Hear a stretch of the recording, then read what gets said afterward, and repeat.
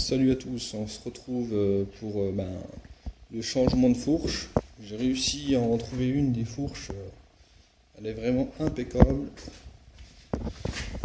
Je tombe sur quelqu'un de très soigneux, donc je l'ai un peu nettoyé, vite fait, hein. Franchement elle était déjà pas mal propre. J'ai acheté aussi le frein, tout ce qui va avec, parce que le mien il avait l'air de plus fonctionner. Et j'ai retrouvé, il y avait le garde-boue directement dessus, il a un petit peu cassé là. Ouais, pas la mise au point. Si j'arrive à faire une mise au point, bon, c'est pas grand chose. Hein. C'est juste fissuré, voilà, là. Juste ça. Sinon, il est impeccable. Donc c'est tout bien, tout bon. Donc j'ai enfin trouvé ma fourche. J'ai un peu galéré. Je l'ai trouvé à Strasbourg. Bon, bah, on est parti pour le démontage. Donc je vais dévisser toutes les vis partout, quoi. Clarlène de 5, normalement c'est des clarlènes là, mais bon, apparemment moi c'est des vis. Par là c'est des vis encore d'origine. Après j'ai pas besoin de démonter non plus tout ce qui est câble et tout ça. Hein. Donc celui-là bah, je le vire, il est cuit je pense, parce que là il revient plus.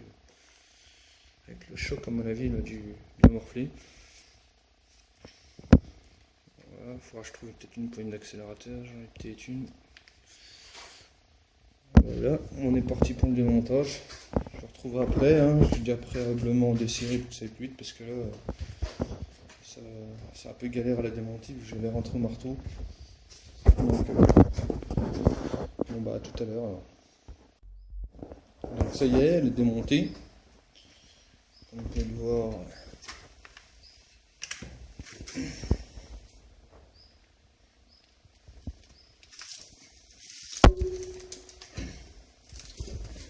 Caler.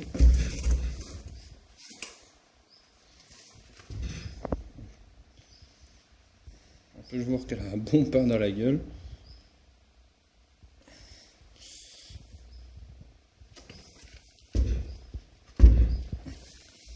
Si je la mets comme ça,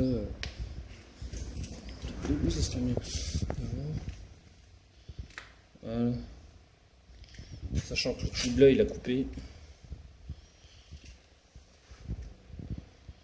Il s'est déboîté, du moins. Celui-là il s'est déboîté et celui-là il l'a coupé. En fait, ça a entraîné l'autre.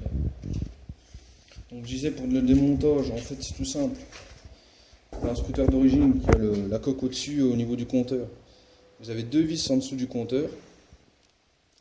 C'est du cruciforme. À l'intérieur, après, il y a deux vis à l'intérieur cruciforme. Après, c'est beaucoup plus long. Après, c'est un boulon. On va dire c'est comme ça. Voilà. C'est exactement ça, mais en fait là c'est pas du clarlène, c'est du cruciforme. C'est pour tenir le bas du guidon. Après vous avez accès aux vis, la vis là, vous démontez la vis. C'est pareil que ça en fait, hein. C'est la même chose. Hein. Vous le retirez et puis voilà. Donc j'en ai un peu chié, hein. Comme j'avais dit, hein, je l'avais rentré au marteau, donc j'ai réussi à le sortir, mais j'ai galéré un peu. Donc après ben, le remontage. Ça va être tout simple, hein. Vous mettez bien je vais changer la bague en dessous parce que là il prend un coup. Vous graissez bien, vous mettez ça directement sur la fourche. Bon, ça vous l'enlevez, hein, bien sûr. Au-dessus c'est juste, faut dévisser bien sûr. Vous dévissez la vis de tout au-dessus. Après il y a une bague qui empêche celle-ci de se dévisser, vous voyez c'est bloqué dedans. Quand elle est bien mise, on ne peut plus dévisser, vous réglez la raideur de la fourche. Et puis après, ben, il n'y a plus qu'à remettre celui-là comme contre-coup. Donc, et puis je changerai sur mon lax en même temps de la roue. Donc voilà. Donc je vais continuer. J'ai mis un traitement anti-rouille parce que là c'était bien rouillé. Mais bon après je vais le sabler, hein, parce que je vais sabler le cadre c'est juste pour en attendant faire quelque chose un petit peu parce que là pas le laisser pourrir complètement. Donc je vais attaquer le remontage, il faut que je démonte la roue c'est tout con. Vous avez juste le boulon là, tenir de l'autre côté bien sûr, et puis vous enlevez, vous avez l'axe.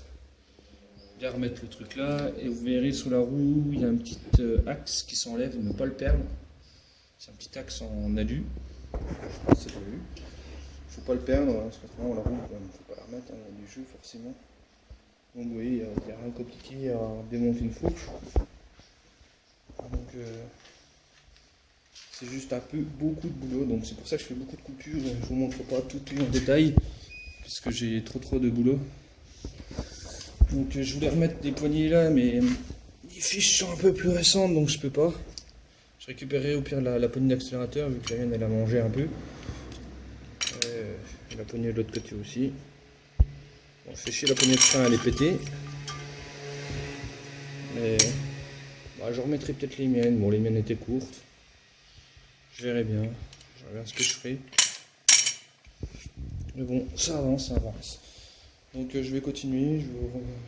Je vais monter la fourche dessus. Et je vais vous montrer quand elle sera mise. Vous verrez mieux comment que c'est fait. Okay. Bon, bah tout de suite. Bon, bah ça y est, elle est montée. Il n'y a pas de souci. Elle a l'air d'être droite et tout. Ah, je vous dis franchement, ça me donne envie d'y aller. Mais je peux pas. Parce que le temps que je nettoie le réservoir et tout ça, le moteur, réviser complètement le moteur entièrement. Impeccable.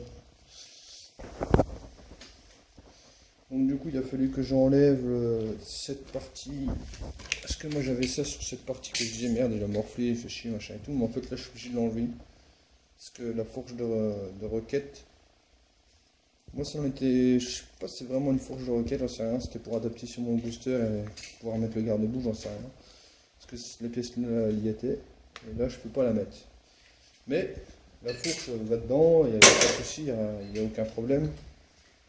Donc tout va bien. J'ai juste étrié, bon bah comme d'habitude, hein. Sauf que là c'est une autre magouille. Sûrement qu'il doit avoir des cales d'origine juste derrière. Et je les ai pas. Donc il a fallu que je m'adapte pour que ça tienne. J'ai mis des rondelles. J'ai bien calé au niveau de pas que ça touche l'étrier d'un côté que de l'autre. Que ce soit le même écartement. Faut faire attention, quoi, pas qu'il y ait du jeu, quoi, que ça bousille pas l'étrier. Donc après, bon, moi je vais rénover un peu le cadre, vite fait, hein, parce que de toute façon je vais le décaper à la sableuse, à le repeindre. Le guidon n'était pas tordu, donc j'ai changé les poignées. J'ai remis les poignées d'origine de scooter, hein, vu que j'avais avec la fourche. Pareil pour le système de poignées avec la fourche. Donc peut-être que je remettrai les poignées comme j'avais en alu, ou j'en sais rien, je sais pas ce que je ferai, ou je retrouve une autre poignée toute neuve, enfin noire. Sauf que je vais faire quelque chose de assez propre, donc je vais essayer de refaire quelque chose de bien. Après bon bah franchement ça fait déjà mieux que l'autre fourche. C'est complètement tordu la machine. Même en enlevant, je me dis tiens ça va peut-être revenir en enlevant le. C'est impressionnant comment elle est tordue. Impressionnant. Donc il me reste plus qu'à trouver une centrale de clignotant. Et j'ai retrouvé aussi les fils du klaxon. Enfin, du klaxon. Je sais plus où ils sont. Bref, ils sont là-dedans. Les fils ils sont là, les fils de klaxon. Les phares. Bon bah les phares c'est avec la bulle toujours. Donc là. Prochaine vidéo, je pense que ce sera sur démontage du réservoir en dessous, nettoyer tout, refaire un peu les fils, tous les fils propres, refaire tout proprement. Parce que là, c'est un peu le bordel. Pour être franc, c'est vraiment de la merde. Donc il faut que je refasse tous les fils comme il faut, essayer de trouver une batterie qui pourrait aller dedans, parce que j'avais le démarreur électrique. Avec la 80, ça démarre pas à froid, mais bon, à chaud, ça va. Si tu arrives à le démarrer électrique. Donc, il faut que je retrouve ça. Et puis, sinon, j'aurais bien voulu mettre les trucs du Rocket, les nouveaux boutons, que ça fasse plus propre et tout. Mais c'est pas les mêmes fiches. Alors à voir si je peux changer les fiches. On verra bien si je peux. J'essaierai de le faire et puis de montrer comment j'ai fait. Comme ça, si ça peut aider. On ne sait jamais. Par contre là, moi j'ai pas le truc des pleins forts. Donc je sais pas si je pourrais l'adapter ou pas. Essayer de faire un truc avec les fils, je sais pas. On verra. Puis après dès que j'aurai fait les fils, tout ce qui est fil, tout ça, changer aussi en même temps ça, comme le temps de faire les fils, je l'ai, elle est toute neuve, en neuf. Et ben après ce sera le cadre. On va faire le cadre à la sableuse. Après tout à la fin, ce sera le moteur, je pense. Et après, il y aura les carénages, bien sûr. Les carénages, on verra ce qu'on fera, les couleurs et tout ça. Et puis, si vous avez des questions pour le montage de la fourche, n'oubliez pas, ce que je disais, tiens, on peut peut-être voir le bitonio. Voilà, c'est le petit bitonio là qui est là, qui s'en va de la roue, donc ne le perdez pas quand vous enlevez la roue de la fourche. Puis bien graisser, nettoyer en remontant, il n'y a pas de souci, ça c'est évident. Après, comme je vous disais, vous serrez ça à toc. Après, vous mettez la petite rondelle pour pas que ça se desserre. Et après, vous mettez le contre-écrou. N'oubliez pas le roulement, de mettre de la graisse et tout ça. Après, si vous voulez mettre une fourche, vous pouvez mettre un peu n'importe quoi comme fourche. Tant que vous vérifiez avec un pied à coulisse, si ça c'est pareil, et qu'en bas les cloches